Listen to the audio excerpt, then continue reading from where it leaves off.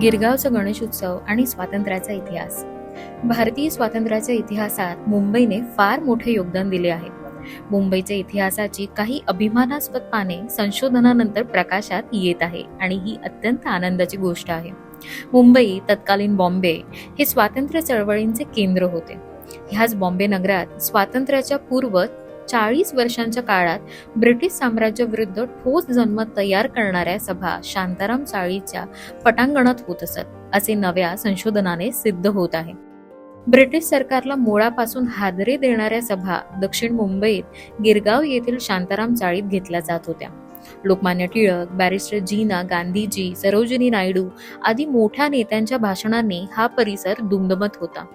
ह्या सभांना 5 ते 15,000 देशभक्तांची उपस्थिती असे. ह्याची सुरुवात 1995 सालच्या गणेशोत्सवापासून झाली.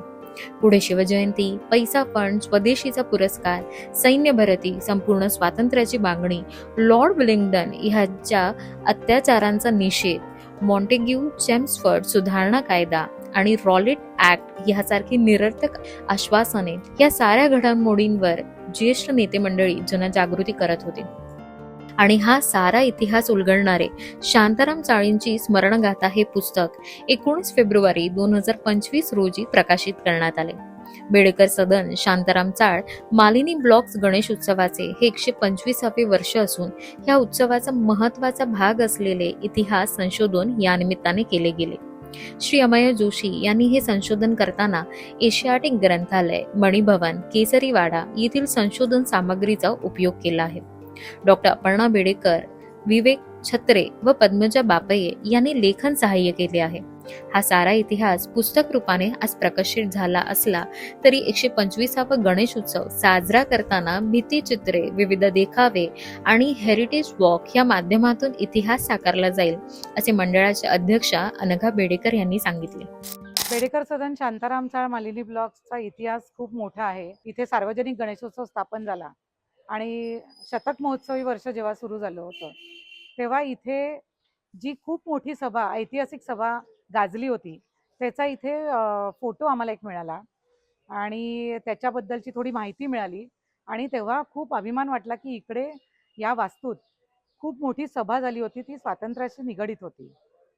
तर त्याच्यानंतर अनेक विषय झाले, चर्चा झाल्या आणि मग परत या वर्षीचं शतकोत्तर रौप्य महोत्सव आहे आणि त्यानिमित्ताने काहीतरी वेगळं करावं म्हणून आम्ही एक पुस्तक काढायचा विचार केला आणि त्या गोष्टीतून आम्ही अभ्यास केला. अमेय जोशी जे त्याबद्दल जास्ती खोलात शिरले आणि अभ्यास केला, तर त्यांनी खूप माहिती मिळवली आणि ते डॉक्युमेंट्स आणि पुरावे आम्हाला मिळाले आणि म्हणून आम्ही पुस्तक रूपी सर्वांसमोर हा इतिहास सर्वांसमोर ठेवण्याचा प्रयत्न करत आहोत आणि आज ते पुस्तक लॉन्च करत आहोत. तर शतकोत्तर रौप्य महोत्सवानिमित्त आम्ही हे पुस्तक प्रकाशित करीत आहोत. इथे आपले सांस्कृतिक आणि पारंपरिक सण, होळी वगैरे जसं आहे ते कायम साजरे केले जातात, पण खास करून इथे आपण म्हणजे स्वातंत्र्य दिवस 15 ऑगस्ट, 26 जानेवारी हे दोन्ही आपण साजरे करतो. तसंच गेल्या वर्षी लोकमान्य टिळकांची चित्र प्रदर्शनी आणि त्यांच्या लेखांचं प्रदर्शन आपण पहिल्यांदाच इथे भरवलं होतं आणि त्याला खूप छान प्रतिसाद मिळाला. जे गिरगावातून बाहेरगावी गेले होते ते देखील इथे उपस्थित होते आणि त्यांना खूप तो कार्यक्रम आवडला आणि असे अनेक कार्यक्रम इथे काही ना काहीतरी होत असतात. तुम्हाला नावातच कळलं असेल की स्मरणगाथा म्हणजे या शांताराम चाळीत होऊन गेलेल्या अतिशय महत्त्वाच्या सभांचं आपण आज स्मरण करत आहोत. अशा 40 सभा किंवा 40पेक्षा जास्त सभांची आपल्याला आज माहिती मिळालेली आहे. ह्या सभा ज्यांचा भारताच्या स्वातंत्र्य संग्रामात अतिशय मोठा परिणाम झाला होता. काही सभांचे तर कनेक्शन्स डायरेक्ट पहिल्या महायुद्धापर्यंत होते. तर ही एक गणेशोत्सव शतकोत्तर रौप्य महोत्सवाच्या निमित्ताने ह्या सर्व स्वातंत्र्य सेनानींना त्यांच्या आहुतीला एक मानवंदना द्यावी म्हणून आज आपण हे पुस्तक त्यांनी केलेल्या कार्याला परत एकदा उजाळा द्यावा म्हणून आपण तयार करत आहोत आणि ते संपूर्ण जगभर आपण आज प्रसारित करण्याचा प्रयत्न करतो. आपल्याला जेवढ्या म्हणून सभा मिळाल्यात त्याचे आपल्याकडे पूर्णपणे एव्हिडन्सेस आहेत.